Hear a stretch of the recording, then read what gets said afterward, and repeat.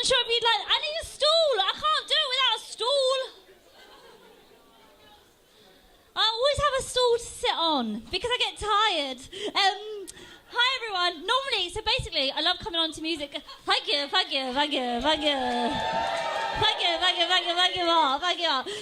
normally, I come on to music, right? And I've been changing my pre-show music, so like I come on to, because normally I do solo shows, and I do like dancing on stage, they come in, because it's like my house, you come into my house. But with this, I'm coming on stage when you're already here, so I'm coming into your house. I was like, how do I make it feel like my house, even though it's your house? So I was like, I'll put on a really fucking song, and then I'll just dance for a bit, and then I'll be like, oh, I'm in your house, but technically it's my house. And I changed the song, and they were like, what song? And then I saw fucking Mr. Vegas. I was like, head tie, put fucking head tie on. And then I wasn't sure how it would go down, but it went down really well, so... With that in mind, I'll take a seat. I have got a dress on, and my thong is teeny tiny. You might get a little bit more than you paid for this evening. You're very welcome. You're very welcome, because everything's a much bigger down there than it used to be. It's kind of all, you know, quite exploded. Anyway, I love playing here. It's one of my favourite clubs. I love Mark. He's so funny. He's such a little weird rat hillybilly, isn't he? Like, he's such a little weird... He's like a rat, isn't he? Hey, you know, like, Teenage Ninja Mutant Turtles, Teenage Turtles. He's like Mr. Rat, isn't he? He looks like a little rat. Do you know he's like a multi-millionaire? Do you know he's so fucking loaded, it's fucking horrific. Like, he's so minty. He owns this club. Like, he's a multi... And you wouldn't, like... He could be outside asking for change. You just wouldn't think. You know, you wouldn't, like... You'd be like, yeah, mate. Like, oh, that's cool. Like, you wouldn't get it. And it's because, right, there's no expense spared, like, literally, on this club. Have you seen the toilets? They're literally disgusting. Like, they're... And he's so... Has he talked about the toilets? Oh, my... It's so embarrassing. Every time I'm like, just stop. Just don't... Just please, don't mention the toilets. And he's like, I built them myself. Yeah, you can tell. Like, you can tell. They're the only toilets in the whole of London that you go, do you know what? If I was going to shit myself, it would be cleaner to just actually shit myself than to use those toilets. Like, they're disgusting.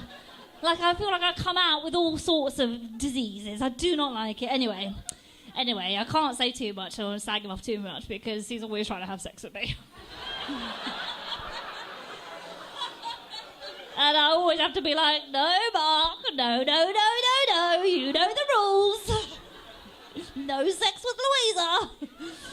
But then I really want the extra stage time, so I have to be like, oh, maybe. Maybe. Why don't you let me do 20 minutes and then I'll think about it.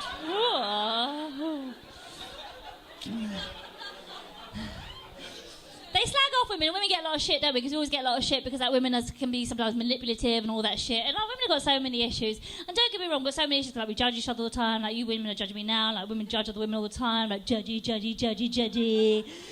And that's just one of our issues. And it's so boring, that's our issue, because we've got so many bigger fish to fucking fry, but we're too busy fucking judging each other about how much fucking fat we put on, all this bullshit. Like, I went for lunch with a friend the other day. I say the other day, I've done this joke for about 9 years, so a long time ago, I went for lunch with a friend. And she sits me down for lunch, right? We got up to a nice place, and she goes, Louisa, you can have a starter and a main course, or a main course and a dessert. I'm sorry, bitch, what makes you think I'm not going to eat the shit out of all three? I'm like... Bring the bread back. What are you doing? Bring the fucking bread back. What are you doing? And then you realise she's commenting and thinking that you need to be careful what you eat. And, oh, you're going to have a starter and a main or a main. All of them. Put it in my mouth now. All of them. I've worked all fucking week on a job that I despise. I'm this close to killing myself. The only thing that stops me is citalopram. Don't you understand? I want to stuff my face and drink cocktails that I can't pronounce and can't afford, but still I make it rain, bitch. That's what I want. This is my happy fucking place. Why are you hating on me? Why would you try and stop that? And the reason she's trying to stop it is because she's judging you with the same harsh standards that she judges herself, so she thinks that you put on too much weight, and since when is my weight any of your business?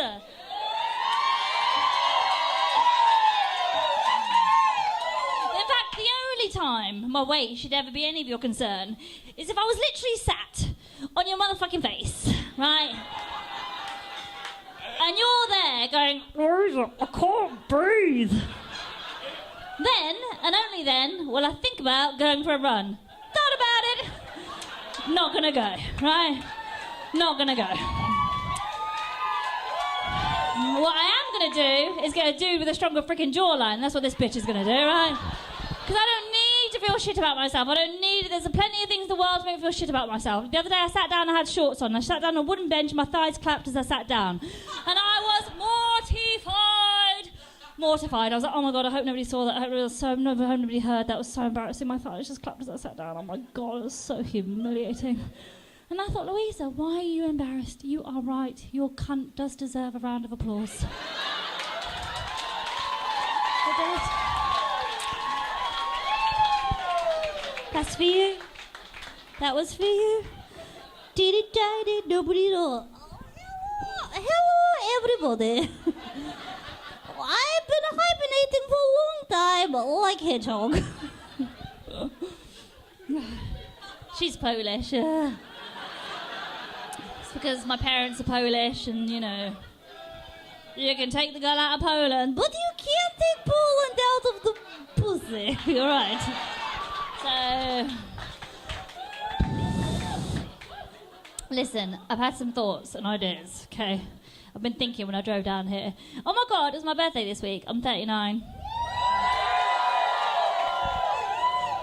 I had a really nice time. Thank you, mate. And Mark came out for my birthday and he brought his fucking baby to the fucking bash. Oh, that was awkward. It wasn't. It was lovely. It was really nice. We were in a really fancy restaurant ordering a Cosmopolitan and they were like, a homeless man outside with a child is asking if he can come in. He says he's with you. We just want to check. And I was like, that'll be Mark, let him in. Let him in. And he came in and he brought his baby to my birthday, which was lovely. I really enjoyed it. And I was like, yeah, of course you can, because you love your baby. You would die for that baby. And if you needed to bring it to work, you would bring that baby with you, wouldn't you, Mark? That's what you would do. And so today, some of you I saw outside, I brought my baby to work and he wouldn't let me bring my baby in. And so my baby is currently in the car. With the windows down.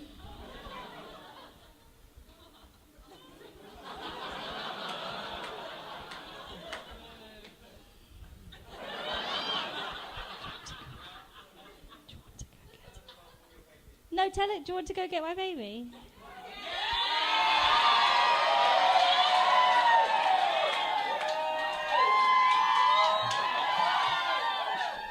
Louisa, it's not a human baby, is it? It's not even a baby, it's a fucking massive fuck-off Burmese mountain dog.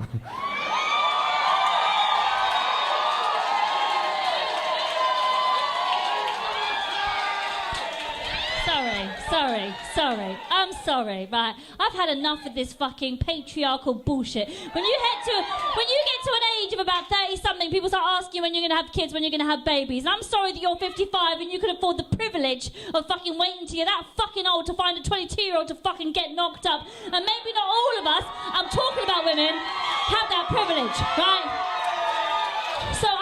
So I went to the chemist or whatever it's called and I got my eggs checked and I've still got a good while left, but it's hard to meet a man in London. Have you tried finding a dick in London? It's very fucking hard, actually.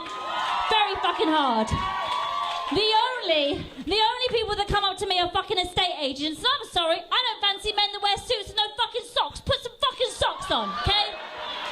I don't like them. So whilst I may not be a mother to a physical human fucking child, let me tell you what I fucking am.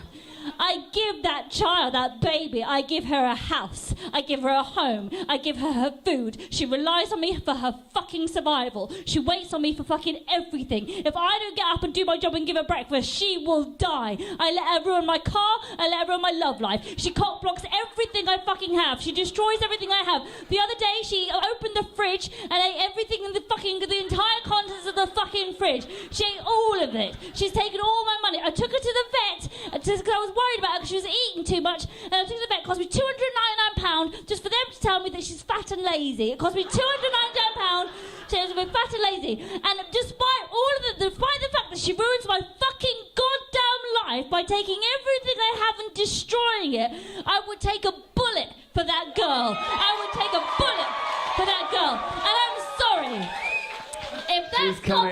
down. I'll bring her down.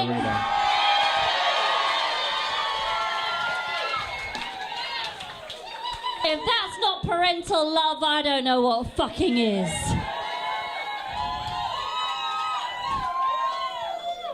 Now brace yourself, because she will go fucking batshit mental. She will get... So basically, long story short, I'll tell you how I got her. Basically, a while ago, a few years ago, my mum passed away. I was very close to my mum. She died very suddenly. I wasn't ready for it. I couldn't cope. And everybody was like, oh my God, are you okay? And I was like, I'm going to buy a dog. And they were like, you've never had a dog before? I was like, my mum's dead. They were like, get a dog. I was like, cool. And I went to go get a dog, and they said, why don't you get a little handbag-sized dog? But it was too late then, because I'd already seen a picture of a puppy Bernese mountain dog, and I don't know if you've ever seen a puppy Bernese, but they're fucking that big and just fucking fluff, and it's very hard not to buy one when you see it. So I went to buy one, and I went to pick it up off the funeral, and I got a phone call saying there's something wrong with your dog, you can't have it. And I was like, oh, that's a sign, don't get the dog, that's your mum telling you don't get the dog. Then I was on my favourite fucking porn website trying to self-soothe, fucking... which is Rightmove. Fucking love a bit of Rightmove. Oh my God. A 3-bed in zone 2 with an outside space all day, every day, mate. And a Google alert popped up that I forgot about, and it was for a Polish Bernese mountain dog that had been returned because the new owner didn't want her. And I was like, that's a fucking sign. And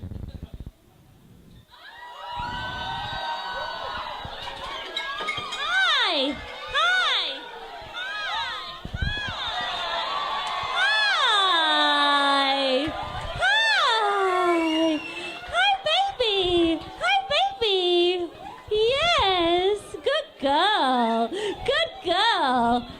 And I fucking picked up this beast, and